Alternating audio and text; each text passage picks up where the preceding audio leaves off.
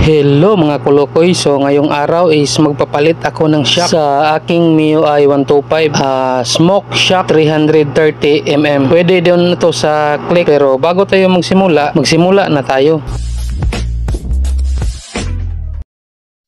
So, nung nakarang araw pala, dumating yung shock MIUI 125 shock ko. By the way, hindi muna tayo mag-joke ngayon kasi seryoso ako dito sa aking vlog ngayon para ito sa mga may MIUI 125. Itong shock pala to, ang brand nito ay Smoke at na-order ko to sa Shopee sa halagang 1,050 kasi nag-canvas ako sa shop, 2,400 ang ibibenta sa akin ito, kaya sa Shopee na lang ako bumili. White gold pala ang pinili ko kasi naka-tie bolt ako na gold para naman bumagay, at white naman para sa aking motor na orange white ang register sa LTO. Kaya ayan, sobrang saya ko sa pag-unbox ko kasi pangarap ko talaga tong mapapogi ang aking motor. Meron na din itong free sticker at saka mga tornilyo. Kaya ayun, dali-dali akong pumunta sa shop, pero bago ako magpapalit ng shop, pinag-CVT ko muna ang aking motor kasi sabi nila every 6 months, 4 to 6 months magkailangan ng i-CVT ang mga motor natin. Kaya yan, binaklas na niya ang CVT parts. Tapos dito, nakita niya yung belt, madami na guna sa Bisaya, hindi ko alam anong taga, kasi stock pa yung belt ko. At ngayon,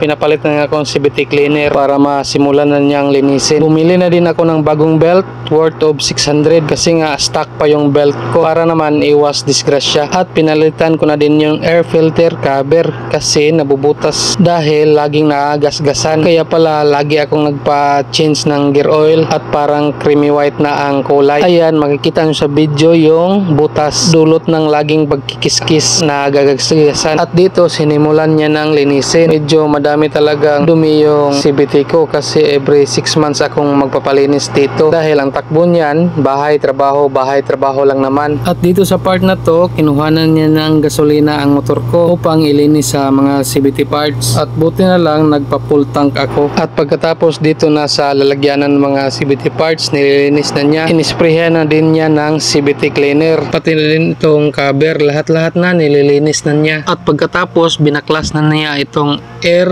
filter cover upang mapalitan na. At ito yung itsura sa air filter cover ko na nabubutas, at ayan na, napalitan na ng bago. At sana hindi na yan magasgasan para iwas naman magasgasan ng aking bulsa. At dito inilagay na niya ang bagong belt ko, at pagkatapos ibinalik na niya sa dati yung mga CVT parts ko. At ngayon sinimulan na niyang baklasin yung shock ko upang mapalitan na ito. At ito na, in-unbox na niya yung shock ko. Ulitin ko, ang brand pala nito ay Smoke Shock. Sayang yung sticker, nalimutan ko, naiwan ko pa sa shop. At dito kinuha na niya yung medyo bilog upang palitan ng stock na yung parang bilog upang magkasya pa din siya sa lalagyanan niya. At ayan na, ikinabit na niya ang shock ko. Yung shock na yan pala is 330mm, tapos yung stock fill ko 300mm lang. Goods naman kasi ayaw ko sa mga lowered na Mio. Ayaw ko sa mga lowered kasi parang unano titingnan, kaya gusto ko yung mga matataas na motor. Kaya yan, 3mm ang in-order ko. Yung labor pala ng pagpalagay ng shock is 100, tapos yung CVT cleaning is 300, at nagpapalit na din ako ng gear oil na 50 pesos. Kaya yung nagastos ko parang umabot ng 2K. Iba pa yung presyo ng shock, pero okay na din, sulit naman. At ito na yung result sa motor ko. Huwag nyo lang pansinin kasi wala pa yung hugas. At dito na lang, maraming salamat sa panonood ng aking video. Thank you, and God bless. More power.